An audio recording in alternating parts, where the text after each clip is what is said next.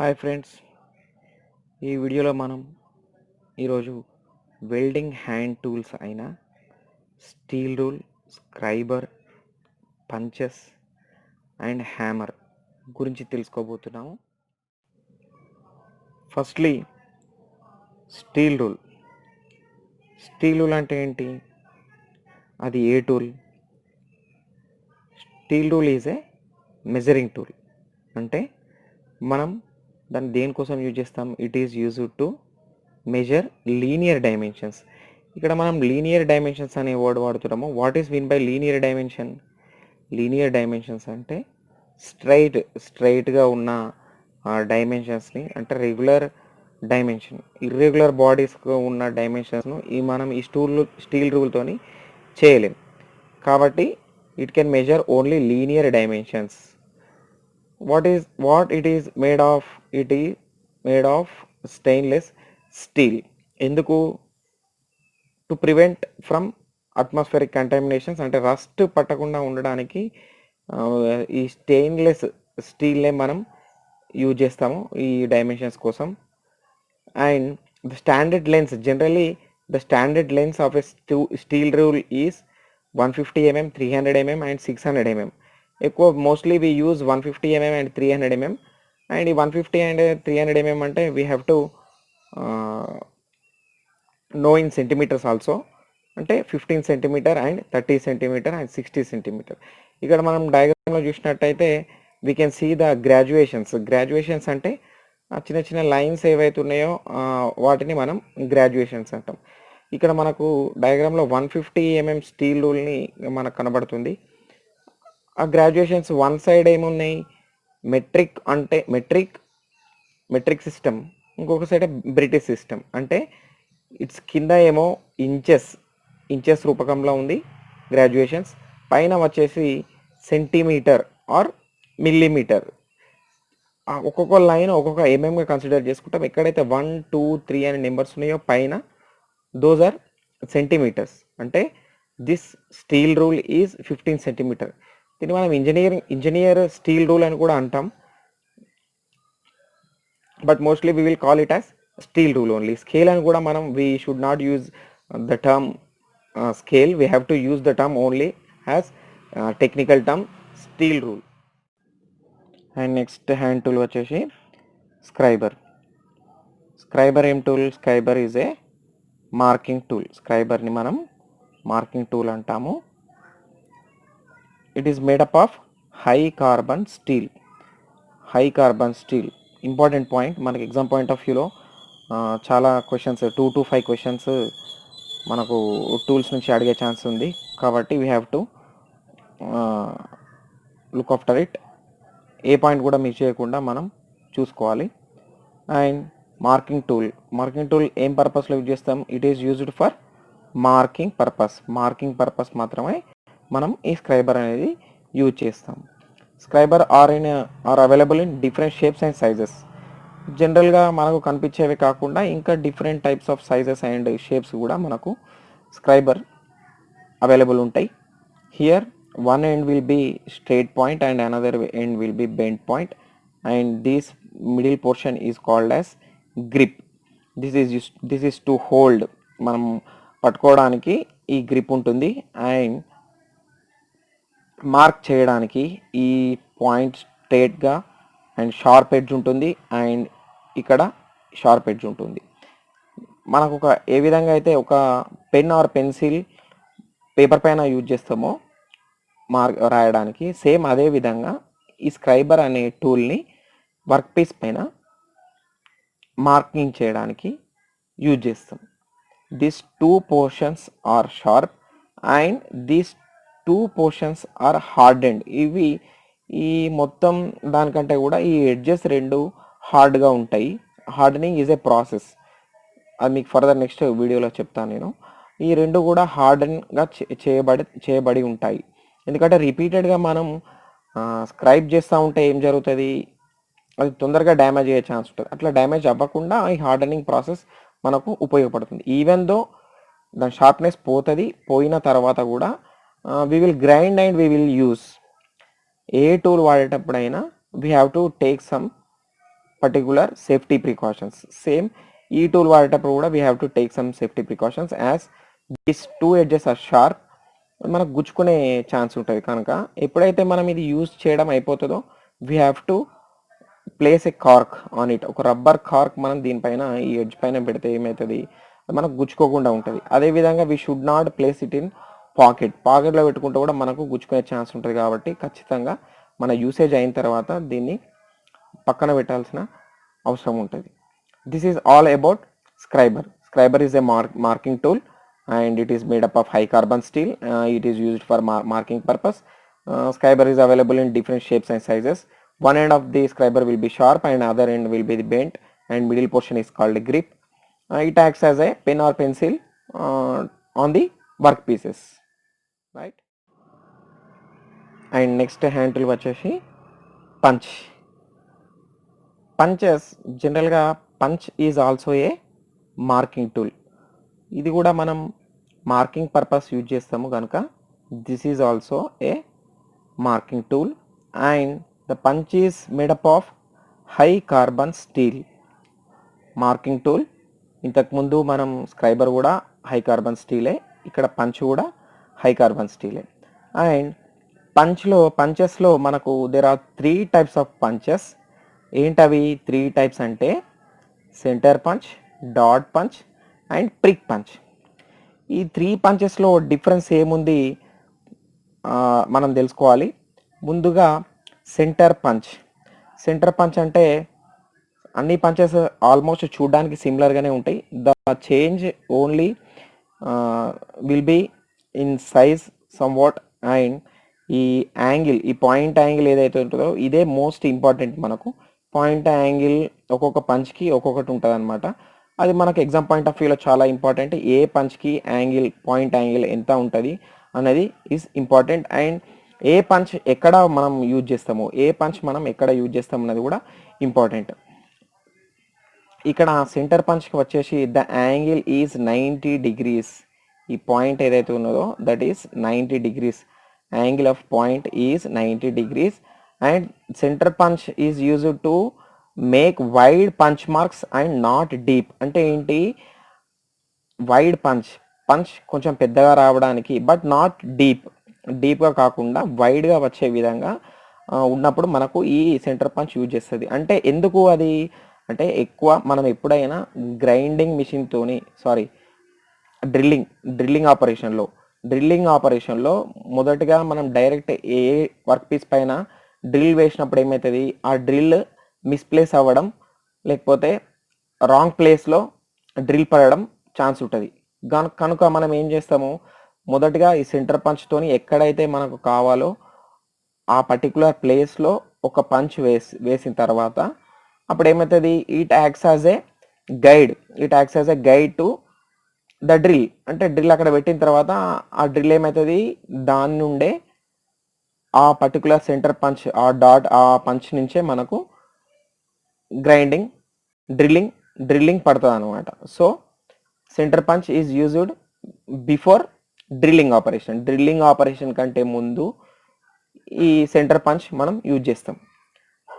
And the point angle is 90 degrees. These are 2 important things in this center punch. And next comes to dot punch ఏంటి, dot పంచ్లో the angle of point will be, ఎంత ఇక్కడ angle of point is 60 degrees. ఇది ఎందుకు use చేస్తాం, this is use for marking small dots. ఇట్లా చిన్న dots చేయడానికి యూజ్ చేస్తాం. ఇది ఎప్పుడు యూజ్ చేస్తామంటే స్క్రైబర్తో మనం ఏదైనా వర్క్ పీస్ పైన మార్కింగ్ చేసుకున్న తర్వాత ఆ మార్కింగ్స్ అనేవి పోకుండా ఉండడానికి ఆ లైన్ పైన ఇలా చిన్న డాట్స్ వేసుకుంటాం అనమాట. కంటిన్యూస్ యూసేజ్ వల్ల ఏమవుతుంది, ఒక్కొక్కసారి మనం స్క్రైబర్తో యూజ్ చేసిన మార్క్ పోయే ఛాన్స్ ఉంది. కనుక మనం ఏం చేస్తాము, దీంతో we will give small punches and it acts as witness marks. ఇవి వీటిని మనము విట్నెస్ మార్క్స్గా అంటాము. ఈ డాట్స్ ఏవైతే ఉందో విట్నెస్ మార్క్స్ అంటాము. And the pitch can be 4 mm. Pitch అంటే ఏంటి, ఒక డాట్కి ఇంకొక మధ్యలో 4 mm ఉంటే సరిపోద్ది. అంతకి ఎక్కువ అంతకి తక్కువ ఉండాల్సిన అవసరం లేదు. And this is a standard form, మనకు 4 mm ఉంటే సరిపోతుంది. This is about dot punch. And next వచ్చేసి ప్రిక్ పంచ్. ఈ ప్రిక్ పంచ్ యాంగిల్ ఎంత ఉంది చూడండి. Prick punch angle is 30 degrees and it is used for light punch marks. చాలా light punch marks వేయడానికి యూజ్ అవుతుంది. అంటే ఎక్కడైతే మనం డివైడర్ యూజ్ చేస్తామో, మనం ఒక్కొక్కసారి సర్కిల్ కానీ సెమీ సర్కిల్ కానీ ఏదైనా వర్క్ పీస్ పైన వేయాల్సిన అవసరం వచ్చినప్పుడు మనం డైరెక్ట్ డివైడర్ లెగ్ ప్లేస్ చేస్తే అది అటు ఇటు స్లిప్ అయ్యే ఛాన్స్ ఉంది. అప్పుడు డైమెన్షన్ రాంగ్ అయ్యే ఛాన్స్ ఉంది. కనుక మనం ఎక్కడైతే డివైడర్ ఆర్ ట్రామల్, డివైడర్ అండ్ ట్రామల్ వీటి లెగ్స్ని మనము సీటింగ్ అరేంజ్మెంట్ దాన్ని సరిగ్గా ప్లేస్ చేయడానికి ముందుగా ఈ ప్రిక్ పంచ్తోని ఒక పంచ్ వేసిన తర్వాత ఈ డివైడర్ లెగ్ కానీ ట్రామల్ లెగ్ కానీ పెట్టినప్పుడు అది స్లిప్ అవ్వకుండా కరెక్ట్గా వస్తుంది అనమాట. సో ఎక్కడైతే మనం డివైడర్ ట్రామల్ యూజ్ చేయాల్సిన అవసరం వస్తుందో ఫస్ట్ దానికంటే ముందు ఈ ప్రిక్ పంచ్తోని ఒక పంచ్ వేసుకున్న తర్వాత అవి యూజ్ చేస్తే మనకు మిస్టేక్ రాకుండా, కరెక్షన్ మళ్ళీ చేసుకోకుండా వస్తుంది. This is about prick punch. ఇక్కడ పంచెస్లో ఎన్ని రకాలు అని చెప్పిన 3 types of punches: centre punch, dot punch and prick punch. Centre punch వచ్చేసి పాయింట్ యాంగిల్ ఎంత 90 degrees అండ్ ఎక్కడ యూజ్ చేస్తాం, ఎక్కడైతే డ్రిల్లింగ్ ఆపరేషన్ యూజ్ చేస్తామో ఆ డ్రిల్లింగ్ ఆపరేషన్స్ కంటే ముందు కూడా మనం ఈ సెంటర్ పంచ్ యూజ్ చేస్తాము. అండ్ డాట్ పంచ్ ఎక్కడ యూజ్ చేస్తామో మనం ఎక్కడైతే స్క్రైబర్ మనం యూజ్ చేసిన తర్వాత యూజ్ చేసిన తర్వాత ఆ స్క్రైబర్ లైన్స్ చెరిగిపోకుండా మనం ఏం చేస్తాము, ఈ డాట్ పంచ్తో 4 mm అంటే విట్నెస్ మార్క్స్గా పిచ్ 4 mm ఉండేటట్టు చూసుకొని వేస్తాం. మరీ దగ్గరగా ఉండాల్సిన అవసరం లేదు, మరీ దూరంగా ఉంటే కూడా మళ్ళీ లైన్ ఎర్రర్ వచ్చే ఛాన్స్ ఉంటుంది. అందుకోసమని పర్టికులర్ మనకు ఒక స్టాండర్డ్ డైమెన్షన్ 4 mm అని పిచ్ ఉండాలని మనకు మెన్షన్ చేస్తున్నారు అనమాట.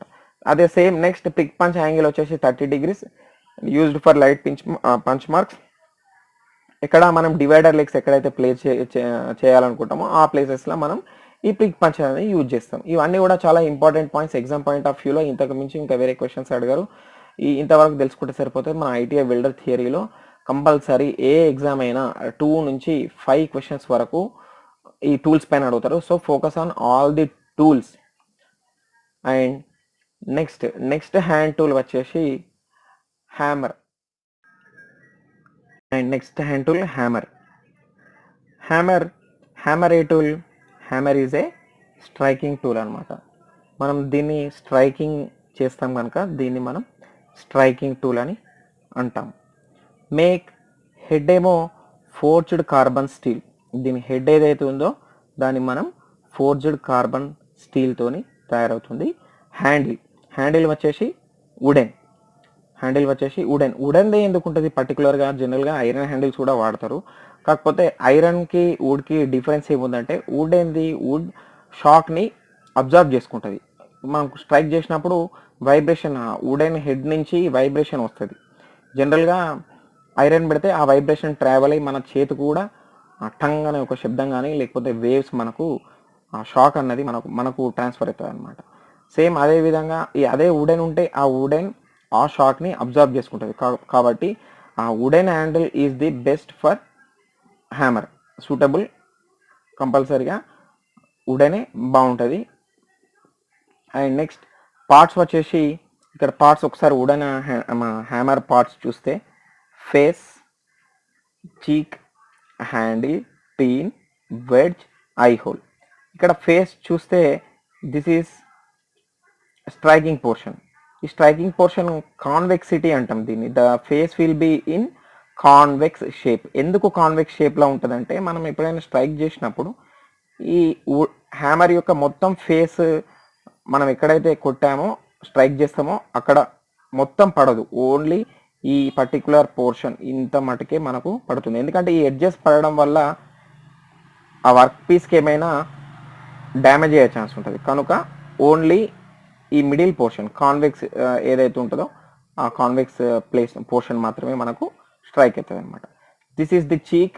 అండ్ లోడ్ మొత్తం ఒక హ్యామర్ యొక్క లోడ్ మొత్తం అంతా కూడా వెయిట్ అంతా కూడా ఇక్కడ చీక్లోనే ఉంటుంది. And this is handle. Peen ఇట్లా బాల్, ఇది రౌండ్ షేప్లో ఉంటుంది, దీన్ని బాల్ పీన్ హ్యామర్ అంటాం. ఇంకా వేరే హ్యామర్స్కి ఇంకా టైప్స్ ఆఫ్ హ్యామర్స్ ఉంటాయి కదా, అక్కడ మనకు స్ట్రైట్ ఉంటుంది ఒక్కసారి, అది మనం స్ట్రైట్ పీన్ అంటాం. ఒకసారి క్రాస్ ఉంటుంది, దాన్ని క్రాస్ పీన్ హ్యామర్ అంటాం. వెడ్జ్, ఈ వెడ్జ్ ఏదైతే అంటే ఇక్కడ హోల్ పక్కన పోర్షన్ ఏదైతే ఉందో దాన్ని మనం వెడ్జ్ అంటాం. ఈ హై హోల్ అంటే పర్టికులర్ హోల్ పార్ట్ ఏదైతే ఉంటుందో అది మొత్తం కూడా మనం ఐ హోల్ అంటాం. These are the main parts of hammer. కంపల్సరీగా మనకు ఎగ్జామ్లో దీన్ని అడిగే ఛాన్స్ ఉంటుంది. ఇలా ఆరో మార్క్ ఇచ్చి ఇక్కడ 1 అని నెంబర్ ఇచ్చి ఆ 1 అన్న పాయింట్ ఉంది, దాని నేమ్ ఏంటి అని మనకు క్వశ్చన్ అడిగే ఛాన్స్ ఉంటుంది. కంపల్సరీ మనకు టూల్స్ పైన 2 to 5 క్వశ్చన్స్ ఏ ఎగ్జామ్ అయినా, మన ఐటీఐ, ఏఐటిటి ఫైనల్ ఎగ్జామ్స్లో అయినా లేకపోతే బయట కాంపిటేటివ్ ఎగ్జామ్స్లో అయినా కంపల్సరీ టూల్స్ గురించి అడుగుతారు. So concentrate on all the tools also, right. Next వచ్చేసరికి హ్యామర్ యొక్క వెయిట్ జనరల్గా వర్క్షాప్లో యూజ్ చేసే, మన వెల్డర్ వర్క్షాప్స్లో యూజ్ చేసే హ్యామర్ వెయిట్ వచ్చేసి it varies from 125 grams to 1500 grams. అంటే 125 grams నుంచి 1500 grams వరకు ఉంటుంది. ఒకవేళ కేజీ మనకు క్వశ్చన్ అడగచ్చు, అట్లా కూడా కన్వర్ట్ చేసి 1.5 kg అని మనం అక్కడ మెన్షన్ చేయాలి. జనరల్గా మన welder hammer weight will be 1000 grams and 500 grams. అంటే స్ట్రైకింగ్ పర్పస్ యూజ్ చేసినప్పుడు మోస్ట్లీ మనం 1000 grams హ్యామర్ యూజ్ చేస్తాం. అంటే ఉండడం 125 grams to 1500 grams ఉంటాయి. కాకపోతే మోస్ట్లీ మనం స్ట్రైకింగ్ పర్పస్ యూజ్ చేసినప్పుడు 1000 grams యూజ్ చేస్తాం. అండ్ మార్కింగ్ పర్పస్, ఈ పంచెస్తో కొట్టినప్పుడు కానీ చిజిల్స్ యూజ్ చేసినప్పుడు మోస్ట్లీ మనం యాజ్ పర్ అవర్ వర్క్ మనం 500 grams మోస్ట్లీ ఎక్కువగా యూజ్ చేస్తాం అనమాట. హ్యామర్ ఎక్కడెక్కడ యూజ్ చేస్తాం, ఏ ఆపరేషన్స్లో మనకు హ్యామర్ యూజ్ అవుతుంది? Punching, bending, chipping, straightening, thinning, forging and riveting, ఇట్లా ఇన్ని రకాలుగా మనకు హ్యామర్ ఎక్కడైనా కూడా మోస్ట్లీ హ్యామర్ ఎక్కువగా యూజ్ చేస్తాం అనమాట. ఏ టూల్ వాడినా కూడా మనం we have to follow the safety rules. ఇక్కడ కూడా మన హ్యామర్ బాల్ పిన్ హ్యామర్ కానీ హ్యామర్ కానీ దీన్ని ఇంజనీర్ హ్యామర్ అని కూడా అంటాం. ఈ హ్యామర్ యూజ్ చేసినప్పుడు మనం ఏం సేఫ్టీ తీసుకోవాలి? హ్యాండిల్ కరెక్ట్గా ఉందా లేదా, హ్యాండిల్కి ఏమైనా క్రాక్స్ ఉన్నాయా, అండ్ హ్యాండిల్ పర్ఫెక్ట్గా ఫిట్ అయిందా లేదా, ఇవన్నీ ప్లస్ మనం ఏ జాబ్కి ఎంత వెయిట్ హ్యామర్ యూజ్ చేయాలన్నది కూడా మనం ముందే ఫిక్స్ అనుకొని we have to use as per the job only. ఇట్లా మనం ఏ టూల్ అయినా, స్క్రైబర్ కానీ, పంచెస్ కానీ, స్టీల్ రూల్ కానీ, ఇంకా ఫైల్స్ కానీ, ఏ టూల్స్ వాడినా కూడా ఏ పనికి అదే టూల్ యూజ్ చేయాలి. ఒక పని కోసం ఇంకొక టూల్ మాత్రం ఎట్టి పరిస్థితిలో వాడద్దు. We have to follow all the safety rules. And this is all about the 4 tools for today. ఇంకా ఇంకొక 4-5 tools మనం నెక్స్ట్ వీడియోలో చూద్దాం. Please subscribe to this channel. And ITI welder theory మొత్తం రెగ్యులర్గా నేను చెప్తా ఉంటా. Please do